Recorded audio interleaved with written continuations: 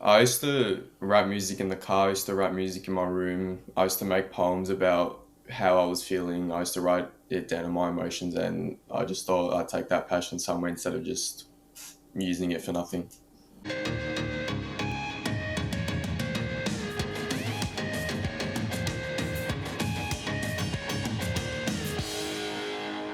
Welcome to Pario magazine, where I chat with individuals who have a desire to create. Today I'm joined by an aspiring Melbourne-based hip-hop artist who has released their first two singles recently. Welcome to Pario magazine, BIGKJ. Hello. So we're here today to chat about your journey with music.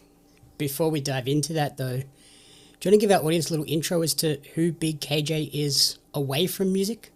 BIGKJ is my alter ego. That is not my legal name. He's someone that is a bit of more the aggressive side of me, more of the angry side of me. So I have Khan, which is my original name, and then KJ. So besides music, he's someone that I need when I'm in a, let's say, shit situation or something I need to deal with. So then as we explore your journey, we sort of first need to look back to where it all began.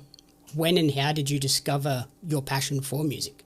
I used to rap music in the car, I used to rap music in my room. I used to make poems about how I was feeling. I used to write it down in my emotions, and I just thought I'd take that passion somewhere instead of just using it for nothing. And who were the sort of the early favourites and how have those influences evolved over the years? I knew and grew around a family, and Claraya is in that family. Claraya Boss, she's a Melbourne-based rapper as well. She inspired me a lot because I feel like a lot of her music, she's doing it with by her emotions. She's not just rapping about BS. Like, it's not a lot of rappers do. She actually does it, and it has meaning towards it. I listen to Tupac a lot. I listen to a lot of Cardi B, rappers like that. Okay, yeah, so it's more less about the sort of the bravado rapping stuff. It's more personal stories for you. 100%. And I think that leads into the first single, Crash Out, which was released at the end of August. What was the inspiration behind that single? I really enjoy the original song, which was created by Asian Doll. I really, really enjoyed it. I would put it on repeat. I didn't even have a playlist. It was just that song. And I decided to, in class with my classmate, I just like started writing down lyrics differently with it. So like a remix. And as a joke, we were like, you know what, F it, we should just actually do something with it. And then 3, 4 months later, we're here. Okay. As an independent artist, how did you go about putting together the song and the film clip that went alongside the release? I had good connections because, like I mentioned, it was my first release. I had no idea about studios or videographers or anything about what I had to do. So I just had lyrics on a sheet of paper and the instrumental. So I had a lot of connections. So I asked people about the studio, which I had to go to, and videography, and I got all that done in around 3 weeks to a month. Was that perhaps the biggest learning curve in terms of getting a song out there? Probably, yeah. As you move forward, now that you've sort of taken that, how are you going to learn from that experience for the next release? Well, I'm basically know everything now. So I know how to book a studio session. I know how to buy props for a video. I know what videography I need. So now I just don't really need to ask for anything. I already know what I need to do for my next one. And what ideas have you just been sort of percolating on ideas since that one and like, or maybe I could do this and like writing down lots of little notes? I have a lot of soft raps, you could say, like how I mentioned before, like I want to talk about my feelings and my past and stuff like that, ECT. And if not, I like just very heavy rap, like just talking about the hood and how I grew up in that sort of predicament. And how has the response been to the first single as well? It's been alright. I obviously, because it's a remix, it hasn't been on all platforms, so that's something else I need to do. It's only SoundCloud and YouTube. It's not, what do you want to call it, Spotify and other streaming platforms.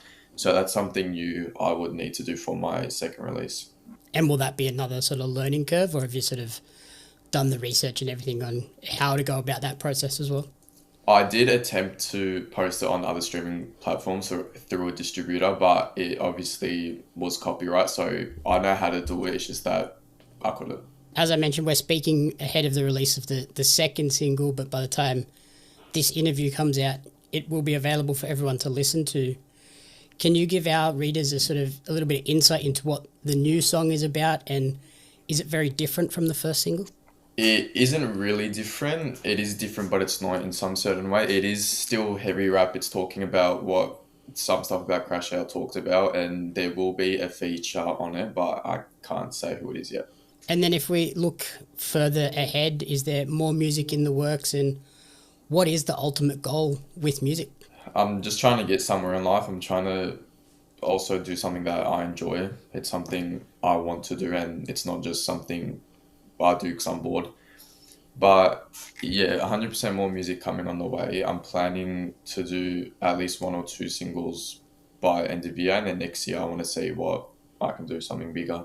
And is lots of support from family and friends on this journey as well, because it's like getting into music is a big, difficult task, and not everybody succeeds. So you need that support system around you. Yeah, 100%. I'm getting videos every day of people listening to Crash Out in the car in their room. You mentioned sort of collaborating with people. Is there a dream collaboration that you would like to achieve down the line? One of my biggest celebrities that I enjoy is Stunna Girl, and I will not stop till I reach that collab. So finally, where is the best place for people to support you and track your creative journey moving forward?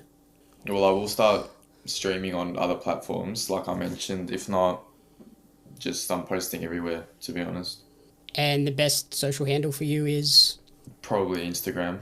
And that's at BIGKJ, if I recall. I don't even know myself. It's something It's- BIGKJ. Yep, at X_BigKJ_X. Beautiful. Thank you so much for taking the time, and good luck with the new single, and we'll hopefully one day see you on big festival stages around the world. Thank you so much.